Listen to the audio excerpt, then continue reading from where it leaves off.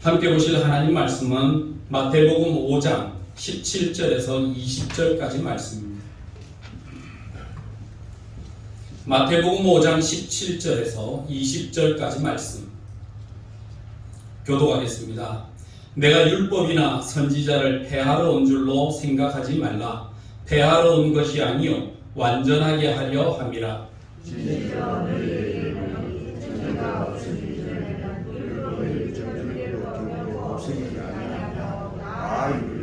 그러므로 누구든지 이 계명 중에 지극히 작은 것 하나라도 버리고 또 그같이 사람을 가르치는 자는 천국에서 지극히 작다 일컬음을 받을 것이요 누구든지 이를 행하며 가르치는 자는 천국에서 크다 일컬음을 받으리라. 내가 너희에게 이르노니 너희 의가 서기관과 바리새인보다 더 낫지 못하면 결코 천국에 들어가지 못하리라. 아멘. 우리가 신앙생활, 믿음생활을 해나가면서 우리 하나님의 백성이 가져야 될 신앙생활의 종국적인 목표가 뭘까? 그 종국적인 목표를 찾으라고 그러면 성경에 예수님께서는 이렇게 말씀하십니다. 의라고 하는 주제를 주셨습니다. 우리는 의롭게 살아야 될 책임감과 의롭게 살아야 될 마음을 가지고 가져가야 됩니다. 그러기 위해서 우리가 하나님의 말씀을 하나하나 배우면서 익혀 나가야 하는 것입니다. 체조 선수들에게 유명한 명코치였던 크리스토퍼 소모라고 하는 코치가 있습니다. 이 사람은 유명한 메달리스트들을 많이 배출했고 젊은 아이들을 훌륭하게 가르쳤던 코치입니다. 이 코치가 아이들을 가르칠 때마다 항상 빼놓지 않고 말하는 것 두 가지가 있습니다. 첫째는 항상 쉬운 동작부터 시작해라 하는 것입니다. 우리는 의욕이 앞서다 보면 어려운 것을 통해서 남들에게 쇼를 벌리고 싶어하는 마음들이 있습니다. 근데 소모 코치는 그러다가 다친다. 그러다가 고장나면 한평생 한순간에 인기를 얻으려고 하다가 한평생 쓸모없는 사람이 될 수 있으니까 인기를 연합하지 않고 항상 쉬운 것을 먼저 하고 쉬운 것으로 연습하도록 해라. 다음 두 번째, 충분한 휴식을 취해라. 근육이 자라나고 기술이 자라는 것은 수많은 움직임 속에서 일어나는 것이 아니다. 충분한 휴식 속에서 일어난다. 여러분, 근육이 언제 단단해지고 근육이 언제 형성이 됩니까? 등산을 하거나 운동할 때는 근육이 안 만들어집니다. 등산 갔다 돌아와서 자고 나면 온몸이 쑤십니다. 안 쓰던 근육이 쓰였다는 거거든요. 그것처럼 근육이 언제 형성되느냐 하면 휴식을 취할 때 근육이 만들어집니다. 그렇기 때문에 항상 충분한 휴식을 취하고 충분한 안정을 취하는 것이 제일 좋다라고 소모 교수가 이야기했습니다. 여러분, 또 농구 코치로 유명하신 분이 있습니다. 존 우드 코치인데, 존 우드 코치는 항상 코트에 들어서는 선수들에게 항상 라카에서 코트로 들어가기 전에 선수들에게 늘 하는 말이 있습니다. 네 발에 신발끈을 다시 한 번 더 살펴라. 괜히 신발끈 잘못 맸다가 풀어져서 잘못 밟고 넘어져서 다리를 삐거나 몸을 다치면 평생 못 쓰게 되는 선수들을 많이 봤다. 신발끈 별거 아닌 것 같고 또 빨리 그라운드에 나가서 내 기능을 발휘하고 사람들에게 뭔가를 보여주겠다 하기 전에 네 신발끈부터 다시 한 번 더 매고 그 사이에 네 마음을 다시 한 번 더 갖추리는 시간을 가져라 라고 이야기를 했습니다. 하나님의 백성인 저와 여러분들이 사순절을 지나가면서 예수님의 부활을 앞두고 우리는 부활에 참여하는 성도가 되기 위하여 주님께서 우리에게 무엇을 요구하시고 말씀하셨는지를 돌아보며 이거 별거 아닌데 그 정도쯤이야 모르는 게 누가 있습니까? 라고 생각하는 거, 여러분 그걸 버리셔야 됩니다. 항상 그거는 기본적이고 다 안다라고 생각하는 그것에 여러분이 많이 넘어집니다. 그것에 여러분이 많이 실패합니다. 내가 다 안다 생각하지 말고 항상 모른다고 생각하고 자신을 돌아보고 자신을 살펴보는 일이 우선입니다. 그래서 오늘 마태복음 5장에 들어가면 예수님께서 우리에게 가르쳐 주시는 말씀 속에 그리스도인들이 하나님의 말씀을 배우고 익히며 살아가는 동안에 우리가 가져가야 될 중심 사상이 무엇인가, 중심적인 방법이 무엇인가라고 물어볼 때에 주님은 우리에게 이렇게 말씀하십니다. 의가 라고 이야기하는 의가 저와 여러분의 삶 속에 존재해야 된다는 것입니다. 이것을 언제 이야기하셨느냐면 처음에는요, 제3자들, 불특정 다수들이나 3인칭의 사람들 모두에게 이야기하셨습니다.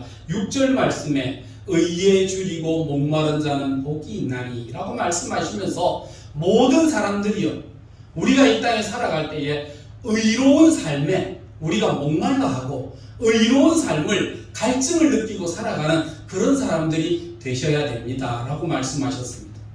그러다가 13절, 14절 말씀에 들어가 보면 예수님께서 특정 지어서 이야기하셨습니다. 2인칭의 사람들이 바로 지금 내 앞에 모여있는 여러분들이시여 의를 위해 핍박을 받는 자는 복이 있습니다 라고 말씀하시는, 예수님의 우리의 삶 속에 의를 위하여 예수님이 우리에게 주시는 말씀, 너희는 세상의 소금입니다, 너희는 세상의 빛입니다 라고 말씀하시면서, 소금되는 삶이 뭡니까? 썩어져가는 세대 속에서 여러분은 썩어짐에 같이 썩어져가는 존재들이 아니라 그 썩음을 막기 위해서 여러분의 몸을 다 바치는 소금과 같은 인생, 어두워가는 세대 속에 세상은 의뢰이 어두워져가 라고 생각하면서 어두움에 동참하는 사람이 아니라, 그래도 이 어두워가는 세대 속에 한 줄기에 꺼지지 아니하는 빛과 같은, 여러분은 세상의 소금입니다, 여러분은 세상의 빛입니다 라고 하는 이 말씀을 통해서 우리가 세상의 어두운 세대 속에,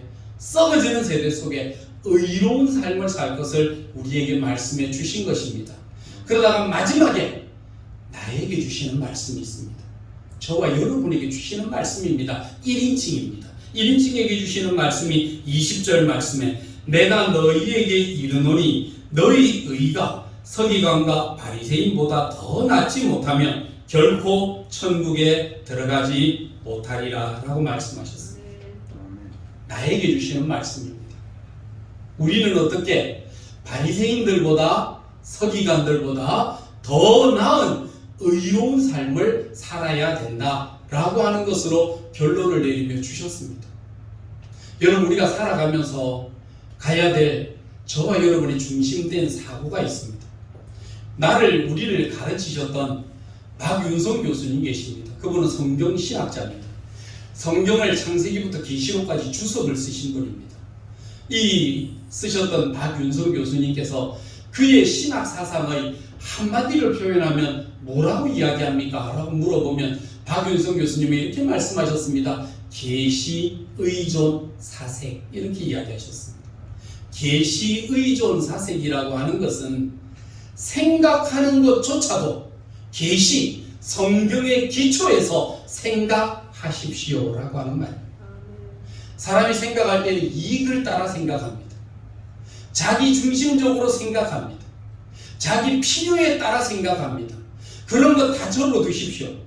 여러분이 지금부터 생각하셔야 될 게 하나 있다고 한다면 이제부터는 여러분 생각하는 것 하나조차도 성경에 기초하고 성경 말씀의 중심에서 생각하는 훈련을 하셔야 될 것입니다 라고 말씀하셨거든요. 성경 중심의 생각을 하기 위해서 하셔야 될 것은요, 여러분 성경을 읽으셔야 됩니다. 여러분 성경을 날마다 묵상하고 성경을 날마다 상고해야 됩니다. 일주일에 한번 교회에 나와 앉아서 성경 말씀 남들이 읽을 때 다 같이 한번 읽고 그걸로 가지고 설교 한번 들었다고 해서 일주일치분의 성경을 다 읽었다고 여러분 착각하지 마십시오. 그러면 여러분 착각하고 여러분 오해하게 되는 것입니다. 여러분 자신을 위해서, 스스로를 위해서 성경 말씀을 읽으셔야 됩니다. 여러분 하루에 3끼를 드시듯이 여러분 성경도 하루에 아침, 점심, 저녁 3번 정도 보셔야 됩니다. 하루에 1장 정도씩은, 하루에 3장 정도는 보셔야 됩니다. 주일날이 되면 예배 마치고 나면 간식도 잡수시듯이 주일날은 하루에 5번씩은 읽어야 1년에 성경 한 권을 읽을 수 있습니다. 여러분 사순절 지나가면서 날마다 읽는 성경 지금 읽고 계시죠? 예, 왜 자신이 없으십니까? 성경을 읽으셔야 됩니다. 그것이 여러분의 삶에 약이 되고 그것이 여러분의 삶에 지침이 됩니다. 그것이 여러분의 삶을 바른 길로 이끌어 갈 것입니다. 예수님도 그렇게 말씀하셨습니다. 하나님의 말씀이 곧 내 발의 등이요 내 길의 빛이라고 다윗도 이야기를 했고 예수님도 말씀하시기를 내가 곧 길이요 내가 곧 진리요 내가 곧 생명이라고 말씀을 하셨거든요.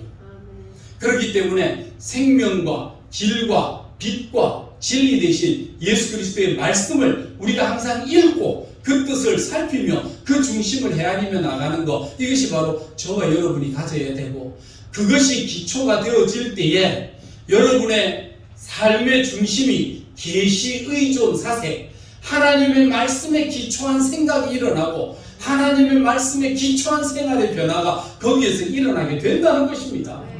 나를 위해서 읽는 것이 아닙니다. 여러분 자신을 위하여 읽는 것입니다. 오늘 17절 말씀에 이렇게 이야기합니다. 내가 율법이나 선지자를 폐하러 온 줄로 생각하지 말라. 폐하러 온 것이 아니요 완전하게 하려 함이라. 17절, 18절, 19절에 보면 대비되는 단어들이 나옵니다. 폐한다, 완전하게 한다. 18절 말씀에 없어진다, 다 이룬다. 19절 말씀에 버린다, 행한다 라고 하는 이 대비된 단어들이 나옵니다. 이 말씀을 통해서 예수님께서 우리에게 주시는 것입니다. 17절에 내가 율법이나 선지자를 폐하러 온 줄로 생각하지 말라. 폐하러 온 것이 아니요 완전하게 하려 함이라. 율법, 선지, 뭘 이야기하는 것입니까? 여러분 우리가 구약 성경, 신약 성경 이렇게 나누어지지만 이스라엘에 가면 이스라엘의 성경에 보면 이거를 가르쳐서 구약이라고 안 합니다. 창세기부터 시작해서 말라기까지의 성경을 율법과 선지라고 이야기합니다. 율법과 선지서입니다.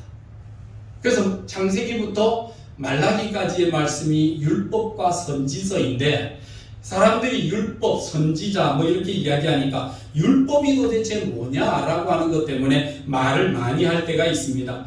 여러분 율법은요 세 가지로 나누어집니다. 첫째는 여러분 도덕법이라는 게 있습니다. 우리가 살아가는 날 동안 하나님의 말씀에 기초한 우리의 법을 어떻게 갖추며 살아야 될 것인가 라고 하는 도덕법이 있는데 그것이 바로 십계명입니다. 십계명의 정신은 하나님의 백성인 저와 여러분이 갖춰야 될 도덕적 규범입니다. 그러니까 이 정신을 기초로 해서 우리가 살아가는 겁니다. 그 다음에 나오는 것이 있습니다. 재판의 규례에 대한 법이 있습니다. 성경은 형법에 대한 규정도 가르치거든요. 그게 뭐냐면 창세기로부터 시작해서 모세 오경에 이르는 내용입니다.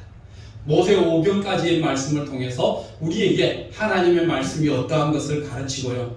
그 다음에 여호수아로부터 시작해서 말라기까지는요. 그 모세 오경에 지적되어진 하나님의 말씀을 우리의 삶에 적용시키는 겁니다. 적용을 해서 이 말씀을 지켰다, 복을 받고 하나님의 은혜를 입었다. 이 말씀을 지키지 않았다, 벌을 받고 하나님 앞에 버림을 받았다 라고 하는 것들을 계시하는 겁니다. 이것이 선지서입니다. 선지서는 하나님의 말씀을 우리의 삶에 적용했을 때에 지킨 자가 받는 복과 은혜를 지키지 않는 자가 받아야 될 벌과 형벌에 대한 이야기들을 우리 속에 더하여 주고 있는 것입니다.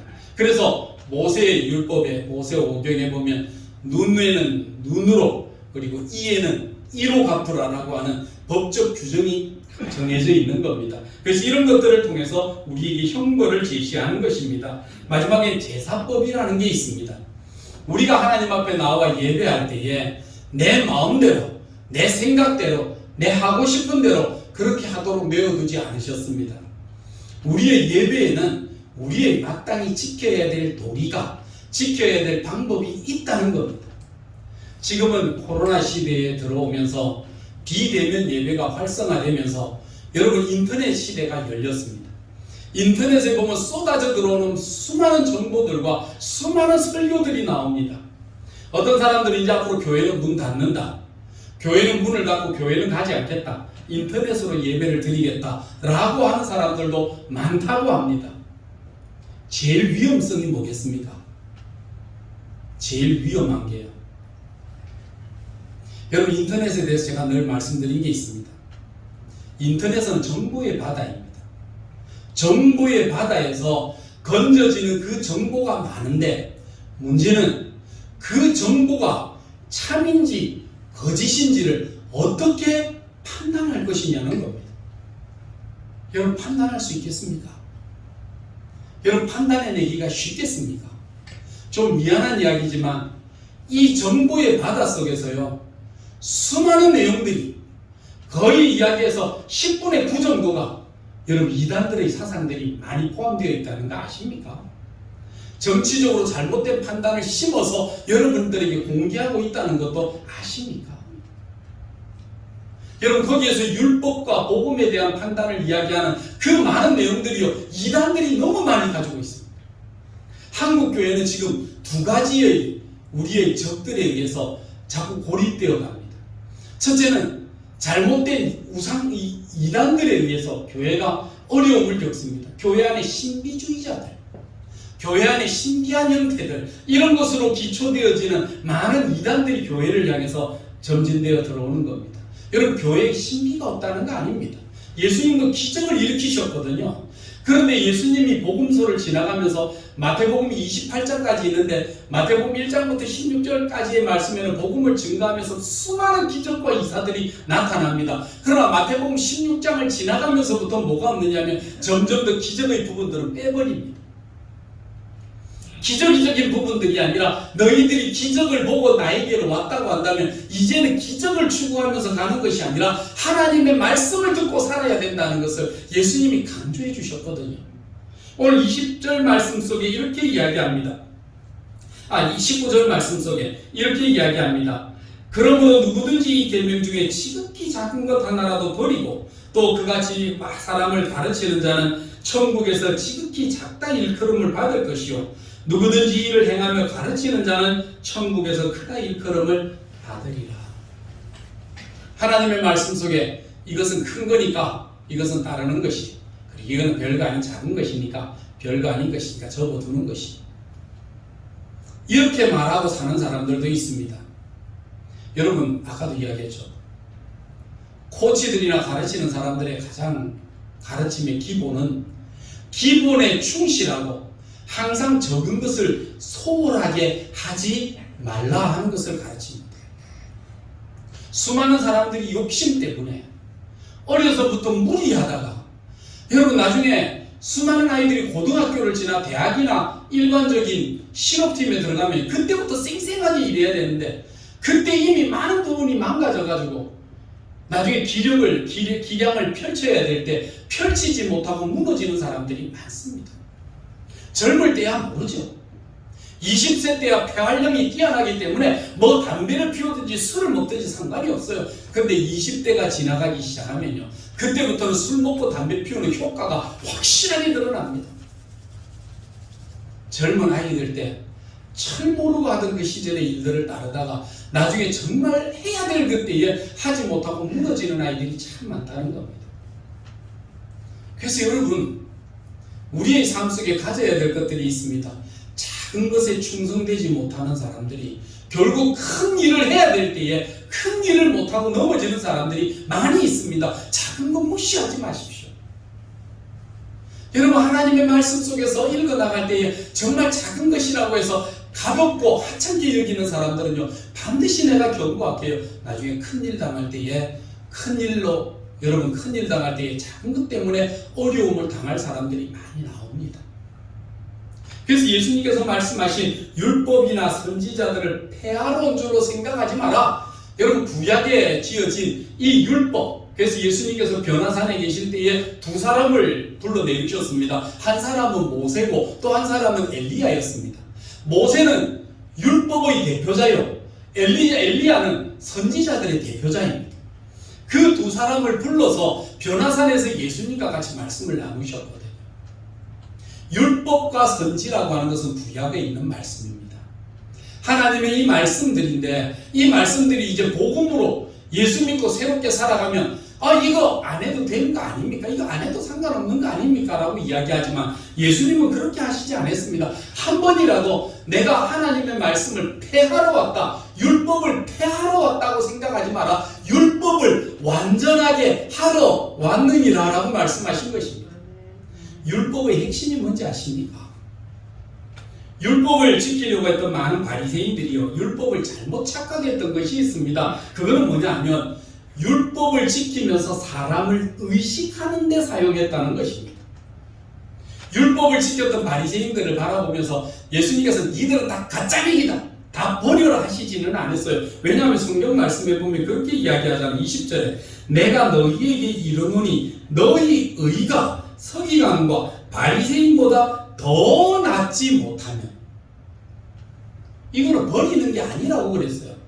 바리새인과 서기관들도요 우리보다 더 나은 의를 가지고 있습니다. 적어도 이 사람들에게는 뭐가 있느냐면 체면이라는 게 있었거든요. 사람들 앞에서 사람들이 보는 과정에 보이는 체면이 있었어요. 여러분, 예수 믿고 신앙생활하고 복음으로 살아간다고 은혜를 이야기하지만 여러분, 사람에게 지켜야 될 체면마저도 없이 살아가는 사람들이 얼마나 많이 있습니까? 저와 여러분 속에. 예수 믿으면서요, 예수 믿는 사람을 의식하지를 못하고 살아갈 때가 많습니다. 제 마음대로 살아가요. 교회 와서 신앙생활하면 제 마음대로 해요. 그리고 그게 제 마음대로 되지 못하면 은혜가 안 된다. 제 마음대로 안 되면 덕스럽지가 않다. 여러분, 은혜가 뭐고 덕이 뭐죠? 내 마음대로 하지 않고 내 마음대로 안 된다고 해서 은혜가 안 된다, 덕이 안 된다 이렇게 말할 수 있습니까? 바리새인들을 바라보며 예수님 말씀하신 건, 바리새인들아, 너희들에게도 의는 있다. 적어도 하나님을 향해서는 다른 거는 모르겠는데 너희가 사람을 바라보며 사람을 의식하는 너희의 행동은 있지 않냐. 그런데 하나님은 사람의 행동도 보시지만 더 중요한 것은 내면의 동기도 더 중요하게 보신다는 것을 너희는 자꾸 잊어버리는 것 같다. 내면의 동기가 더 중요합니다. 여러분, 한번 물어봅시다. 계란을 사러 갑니다. 계란을 사러 가서 계란을 사가지고 오십니다. 계란을 사가지고 오면 여러분, 계란 껍질을 먹기 위해 사오십니까? 계란 알맹이를 먹기 위해 사오십니까? 알맹이를 먹기 위해 사오잖아요. 그럼 슈퍼에서 아예 사가지고 올 때 껍질을 깨서 알맹이만 하고 껍질을 버리고 오시지 왜 껍질 채로 가져오시죠? 왜 그렇게 하시죠? 보관하기 위해서. 안에 내용을 보관하기 위해서 껍질째 잘 보관해서 가져오시잖아요. 우리가 살아있는 날 동안 우리의 행위라고 하는 것은 하나님은 우리의 중심을 보시지만 그렇다고 해서 중심의 유무는 우리의 삶의 외형적인 곳에서 나타나고 있다는 것을 예수님도 말씀하시거든요. 사람의 중심이 있는 사람이 겉으로 행위가 없는 사람이 있겠습니까? 내 하나님을 사랑합니다, 사랑합니다 라고 이야기하면서 여러분, 하나님 없는 곳에서 있으면서 내 하나님 사랑합니다 할 수 있습니까? 남편 되시는 분들 옛날에 그런 일들 많이 하시지는 않았을까? 다른 데 가서 다른 일을 하고 계시면서도 집에서 전화가 오면 마치 가정을 걱정하는 것처럼 아내들을 사랑하는 것처럼 이야기하면서 조심해서 잘 있어라. 나는 뭐 힘든 일을 하고 있지만 내 걱정은 하지 말고 집에 편안하게 잘 있어라. 사랑한다. 애들 잘 있지? 네, 사랑한다. 여러분, 사랑한다면 있어야 될 자리는 그 자리가 아니라 이 자리에 있어야 될 텐데 이 자리가 아닌 다른 자리에 있으면서 사랑한다는 말을 하잖아요. 그 뭡니까? 립 서비스라는 말이죠. 말로는 그렇게 하는데 내가 내 마음 모르냐라고 하지만 몸은 여기 가 있잖아요. 예수님도 말씀하시기를 네 물질이 있는 그곳에는 네 마음도 있다라고 말씀을 하셨잖아요. 마음과 행동이 다르지 않다는 것입니다. 그래서 이 의라고 말씀하신 예수님이 말씀하시는 율법과 예수님이 말씀하시는 율법을 완전하게 하자고 하는 것은 너희들의 율법에 말하는 바 살인하지 말라는 것을 너희가 들었다. 너희가 말하는 살인이라는 것은 남을 죽이는 것만 살인이라고 했는데 나는 너희에게 분명히 이야기한다. 너희가 남을 미워하는 자들마다 이미 살인하였느니라. 예수님의 말씀은 겉으로만 살인을 안 했다고 해서 안 한 것이 아니라 이미 네 형제를 향하여 살인한 자들은 향해서 네 형제를 미워하는 자들은 이미 살인했다라고 예수님이 정확하게 이야기를 하셨어요. 그렇기 때문에 우리의 삶 속에 예수님이 말씀하시는 의, 바리새인과 서기관들이 이야기하는 의, 이건 겉으로 드러난 행식만 형식만을 이야기하는데 예수님이 말씀하시는 복음적인 의는 어떤 것인가? 그것은 바로 내 내면의 생각에서부터 시작해서 내 겉으로 일어나는 삶의 형태가 바로 합쳐져 이루어질 때에 주님이 원하시는 완전한 의로운 삶을 살게 된다라고 하는 것을 가르치시는 겁니다. 그래서 여러분, 저와 여러분들이 살아가면서 오늘 우리가 하나님의 말씀을 배운 하나님의 백성들이 이 세상 속에서 손가락질과 외면과 비방을 받는 데 살지 아니하려면 내 마음의 중심에 있는 그것이 내 삶의 겉으로 표현이 되도록 우리가 바르게 행하며 살아가야 된다라고 하는 삶의 바른 행위 규범을 율법으로 주셨고, 그 율법의 내면을 하나님의 말씀이 복음으로서 채우는데, 옛날 사람들은 두렵고 떨림으로 이거 안 하면 죽을까봐 겁이 나서 강제적으로 했다면, 이제는 은혜로 구원받은 하나님의 자녀들은 기쁨과 은혜와 감사로 이 일들을 솔선수범해서 실천하는 자리에 서는 것, 이것이 바로 주님께서 완성하고자 하는 완전케 하시는 의의 자리에 서는 것이라고 이야기하신 겁니다.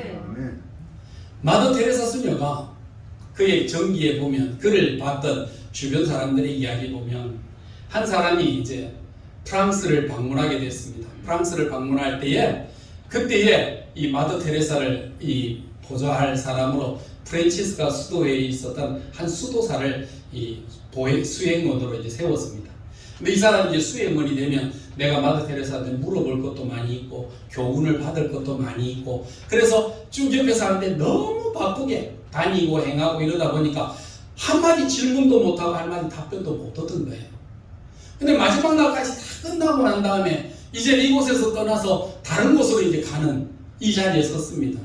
다른 자리에 서는 곳으로 갈 때에 그때 뭐라도 물어보지도 못하고 듣지도 못했기 때문에 비행기 안에서라도 한마디 들어보려고 테레사 수녀에게 이야기했습니다. 수녀님, 비행기와 체류비는 내가 내 개인 돈으로 내겠습니다.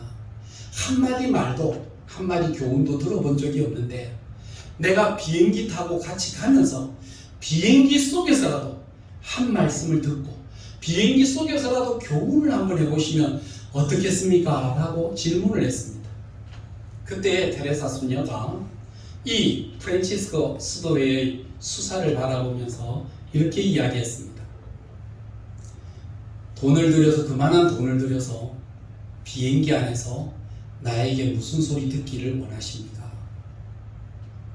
차라리 나에게 비행기 싹스를 주고 체류 비용을 들여서 찾아와서 내 한마디 듣는 것보다 차라리 그 돈으로 가난한 사람을 도우면 내가 주는 말 한마디보다 더 많은 교훈을 얻을 수 있을 것입니다.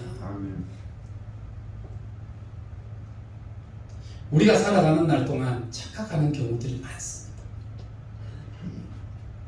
우리는 외형적인 것에 너무 치중 많이 합니다. 특별히 동양적인 사고방식에 사로잡혀 있으면 체면의 문화 속에 살 때가 많습니다.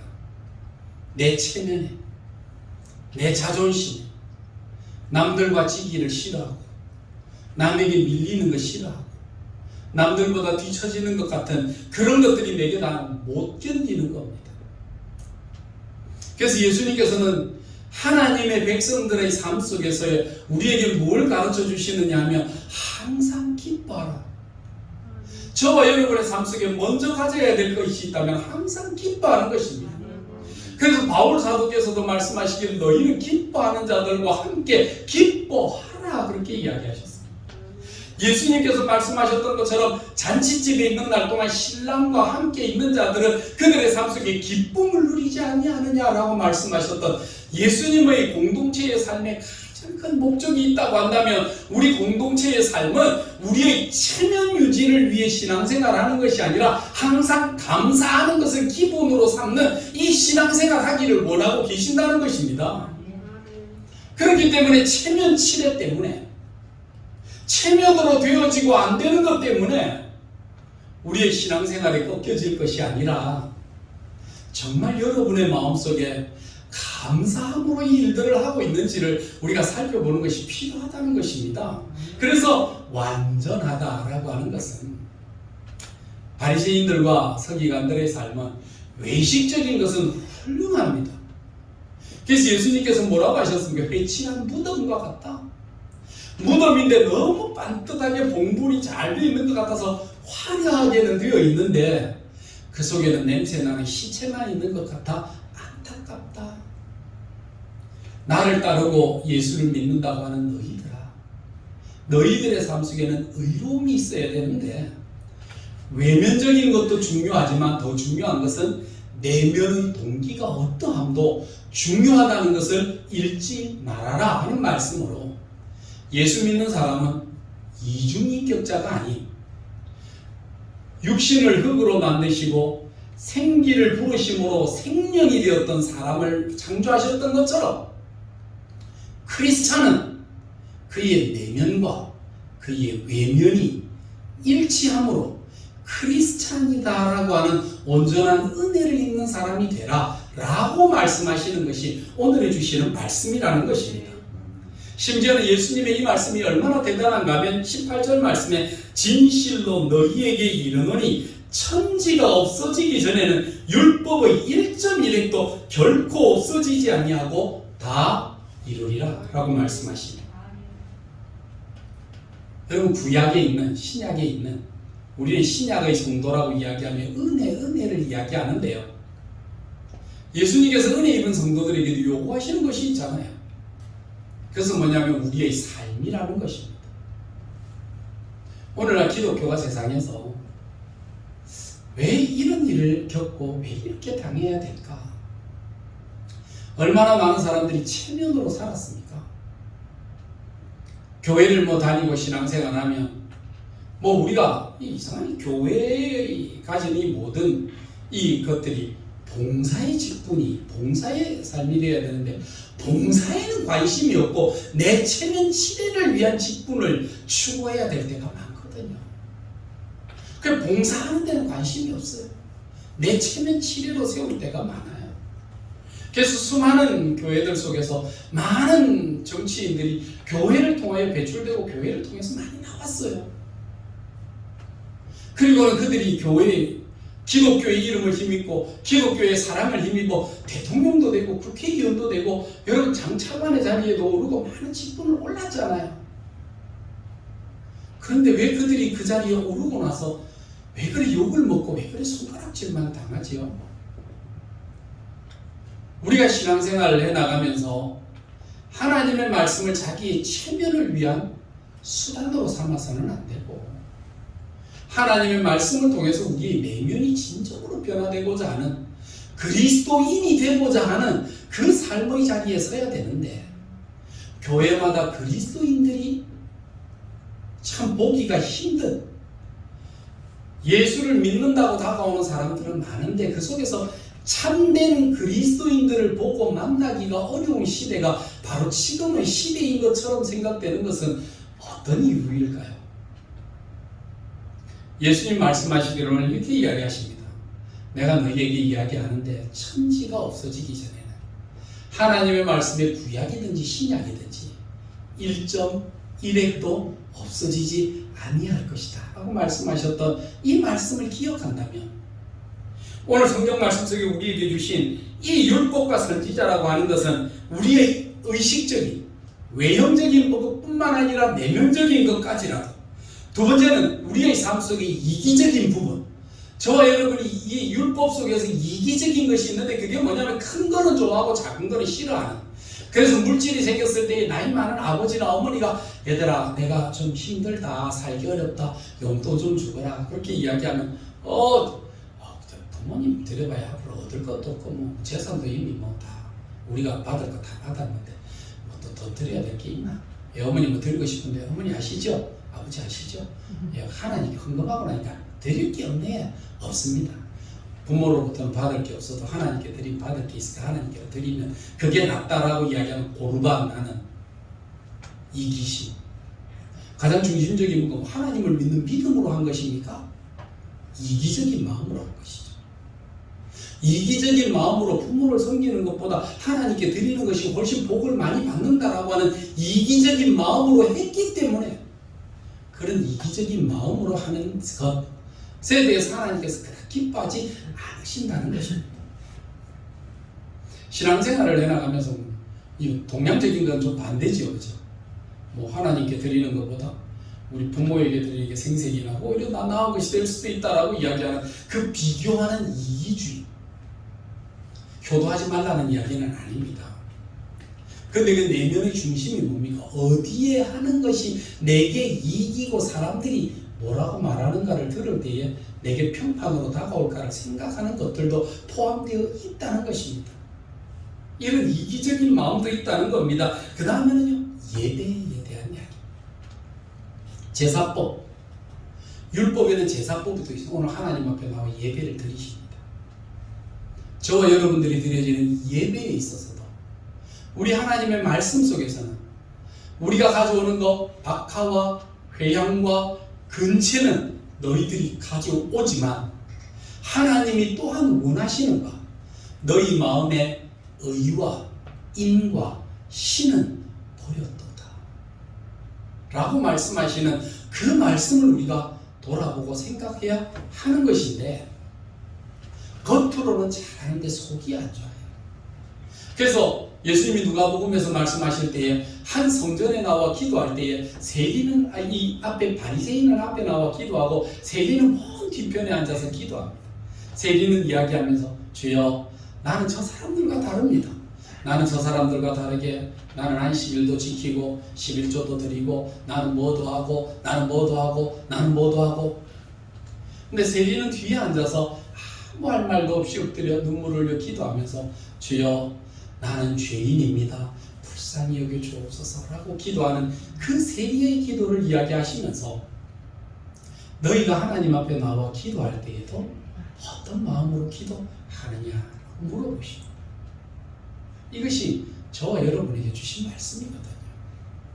여러분이 예배에 있어서나 여러분이 가정생활에 있어서나 여러분이 사회생활에 있어서나 이 모든 삶은 율법과 복음이라고 하는 이 두 내용을 통해서 외형과 내면이라고 하는 이 두 개를 통해서 어떻게 일치하여 하나님 앞에 의로운 삶을 드러낼 것인가 라고 하는 것들을 생각하고 돌아봐야 되는데 때로는 내면이 중요하지 겉은 뭐 중요하지 않다 라고 생각하는 소위 말해 복음주의도 그런 건 아닌데 자기 스스로 이야기하면서 은혜주의, 복음주의라고 이야기하며 외형이라는 것은 중요하지 않다라고 이야기하는 헛된 말을 하는 사람들이나 또는 가지 않으면 안 된다라고 이야기하면서 꼭 해야만 된다라고 생각했던 외형적인 사람들의 모습이나 양극단적인 삶의 중심 속에서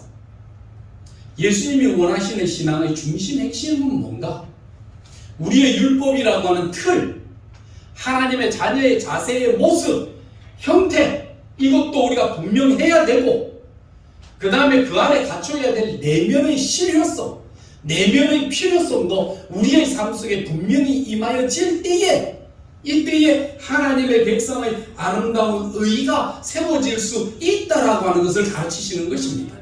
그래서 마태복음 복음서에 보면 첫째는 기본적인 마인드가 뭐냐라고 이야기하면 팔복, 우리의 마음속에 8가지의 복, 이것이 우리의 내면에 갖춰야 될 내면의 기본 기둥입니다. 8개의 기둥을 든든히 세워야 됩니다. 그 내면의 기둥이 세워진 그 속에 삘대고 소금되는 삶을 살아야 하고요.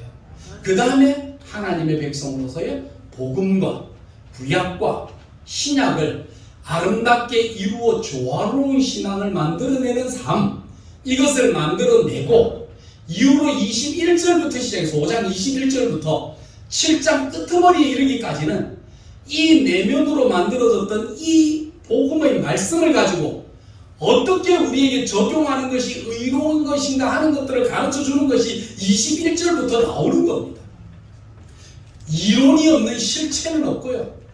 실체가 없는 이론만으로 된 것도 아니라는 겁니다. 학문의 중요성은 이론도 있어야 되지만 이론에 대한 분명한 실천적인 성과도 있어야 되는데 우리의 신앙인의 삶 속에 보면 어떤 사람들은 너무 이론적인 면에만 치중하고 또 어떤 면에 있어서 이론 같은 게 뭐가 중요해 그냥 무조건 나가는 것만이 중요하지라고 생각하면 나가다가 여러분 광신도라는 소리를 듣는 아픔도 우리가 받고 있다는 것입니다. 그렇기 때문에 저 여러분 오늘 주님께서 우리에게 말씀하시는 것이 있습니다.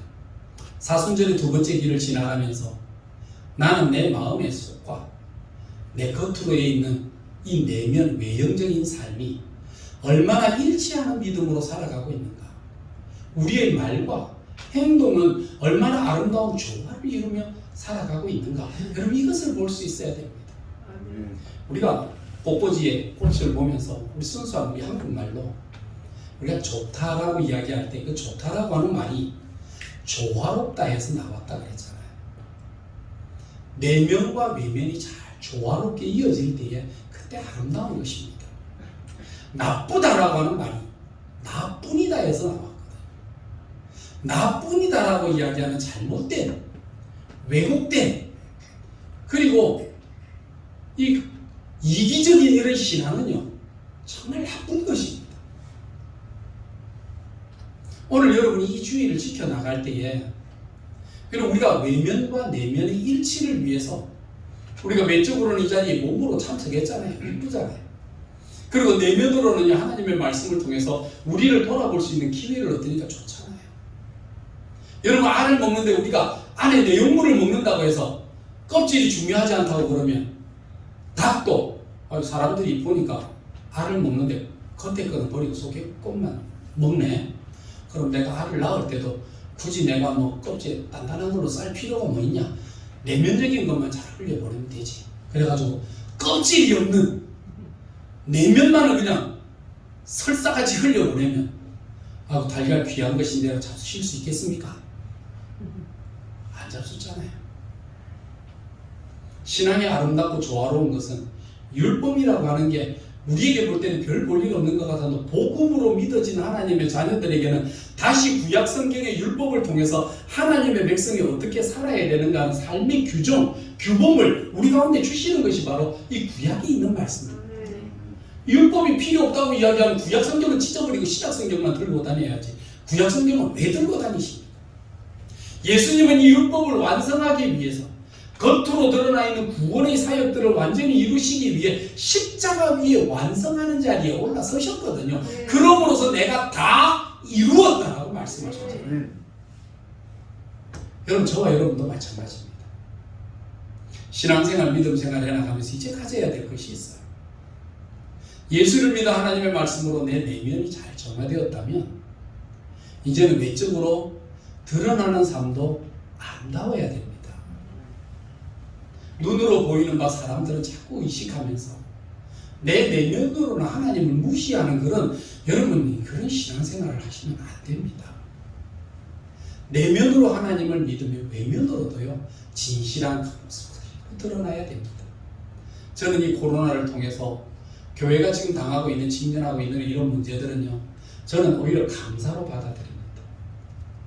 지금은 뭐 알곡인지 가라지인지 모르도록 섞여버렸거든요. 그러다 보면 어떤 것이 어떤 것인지 모릅니다. 그런데 이제부터 기억됩니다. 그건 뭐냐면 외형적인 것과 내면적인 것으로 갖추어지는 신앙인은 갈수록 그 알곡과 더불어 점점 고개를 숙이고 점점 더 겸손한 모습으로 세워지게 되지만 외형적인 것으로 추구하며 살아왔던 사람들은 그의 삶 속에 겸손이라는 것을 찾아보기 어려울 만큼 교만함으로 팍하게 살아가는 여러분 이런 모습으로 그 가치를 드러낼 때가 일어나고 있는 것입니다. 기억하십시오. 사순절의 두 번째 주일을 지나가면서 우리가 그동안 무엇에 대해 추구했는가? 내면의 복음만을 이야기하면서 우리에게 주어진 자유를 육신의 욕망을 위한 기회로 삼아서 거짓된 신앙생활. 꼭 교회에 가야만 예배드리는 거가 집에 앉아서도 예배드릴 수 있지. 텔레비전 앞에서도 드릴 수 있지. 어디 있어도 내가 뭐 믿음으로 드리면 되지. 꼭 교회만 가야 되나? 라고 이야기하는 여러분 외면이 없는 내면이 중요하다라고 이야기하는 그 사람에게 또는 그래도 우리는 죽어도 가야지. 죽어도 교회에서는 죽어야지. 이렇게 생각하면서도 진실한 마음으로 하나님을 믿는 믿음이 없고 우리의 삶 속에 이웃들을 전혀 배려하지 않는 그런 외면적이고 고집적인 그런 삶을 사는 내면과 외면이 분리되어 있던 이런 거짓된 삶에서 이제는 어떻게 하면 내 믿었던 내 내면의 믿음이 어떻게 하면 세상 사람들이 보는 앞에서 소금으로 빛으로 드러나게 될 것인가를 갖추는 이런 아름다운 신앙의 내면과 외면이 하나가 되어지는 아름다운 소금이 아름다운 빛으로 나타나게 되는지를 보여주는 귀한 시간이라고 생각합니다. 그래서 이 주간을 지나가면서 저와 여러분들 한 번 더 생각하고 한 번 더 묵상하며 나는 어떤 신앙을 가지고 있는지를 스스로 점검하면서 하나님 앞에서도 부끄럽지 않아야 되고 사람 앞에서도 부끄럽지 않는 이런 믿음의 삶을 살아가는 이런 신앙인이 되기를 주님의 이름으로 축원합니다.